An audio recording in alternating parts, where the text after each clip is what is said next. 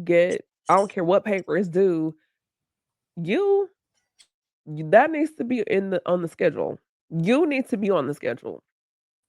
Absolutely. I mean, that is, priority number one is ourselves, right? No one's what's the song? It's a remake, but I've been listening to Foxy Brown lately. My You going know back the to the 90s? 90s. You're not Oh, listen. my knees are eh, bad now. Listen, but it's always like no one's gonna love you like I do, meaning myself. Nobody, Yeah. like no one's gonna love you like you love yourself. Like maybe maybe your parents or something of that nature, but you know yourself innately, right? And sometimes we have to give ourselves permission to love ourselves first Mhm. before, because we always love externally, and sometimes we forget to turn that love internally and to do for ourselves what we advocate for others, right? Oh, Yes. you need a friend, you need to go take a break, you need to go, like, are you doing what you're telling other people to do? And it's Mhm. hard because we feel guilty, right? We can feel guilty about putting ourselves first or doing something for ourselves because we should be. But it's like, no, I'm on this whole thing, and it's people have said it and it's been talked about, but I'm really managing, right? We talked about doing the work. So like I'm really on this thing about I need to fill Derek up. And I don't care how that looks to anybody else but me.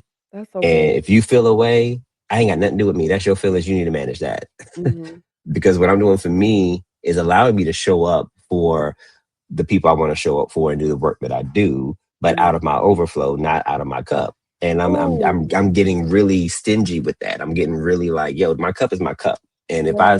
if I drip something out, then you be ready to catch it. But otherwise, don't know dipping in my cup. No, I'm not sharing my cup with you. No, No dipping like in my cup. I no like dipping in that. my cup. I mean, and then you have to be, it's almost like you have to be very guarded, and you have to protect that. Mhm. Because right now in a world where people will just sip your cup, go to somebody else's cup, they just sipping. I'm not trying to get Just mine lip off. popping. Listen, back in high school, like back in the day, you used to like, don't be kissing everybody. You get mine though. You know what I'm saying? Like Oh, So I'm like, mono, yeah. yeah, listen, I don't want to listen. No, I know the You mono, but yeah, yo, it's you don't it's even hear just about it's mono real. anymore, but You yes. really don't, right? I think it was a scare tactic when we were back in high school. I don't But know, but in college, we had to go over to student health as a freshman and get our mono shot. Like, hmm yeah, so right. even for you, being a black man in this world, those you spoke about the cracks, and so when you were talking, it made me think about the cracks. So the weight of things you experience in life, how do those cracks show up in black men? I think it shows up in the pressure that we put on ourselves, but also the pressure that others add on top of that. It's like Mm, you can never put more pressure on a black man than what a black man puts on himself. mm. Wow. But then to add on top of that pressure, instead of helping to alleviate that pressure, I think that's where the cracks form. Because then it's like, okay, if I don't have a safe space to feel like I can vent to without saying, well, man up or do this or do, you know what I'm saying? Like, then it creates Yeah. like, okay, now I'm not going to share nothing. And then it Mhm. gets heavier, right? And so it's like, are you adding weight to the weight that's already on top of it that adds to the cracks and expands the cracks? Or are you helping to seal the cracks by adding support, right? Yeah. By making us feel safe to be seen or heard. And like a lot of times it's not like we're not looking. I've learned this. It's two things. Like I'm not looking sometimes for see people to solve my problem, because I know most people can't solve a problem that I have. I need to figure that part out. But Mhm. offering support, knowing that I can go and ask for support if I need it, right? Just knowing the avenue is there is enough. Sometimes just to alleviate some of the pressure that I'm not alone. And just like when we had Heart and Soul, and we were on a panel full of brothers, and everybody's Yeah. talking about some of the very similar experiences, even though we all have all different walks of life.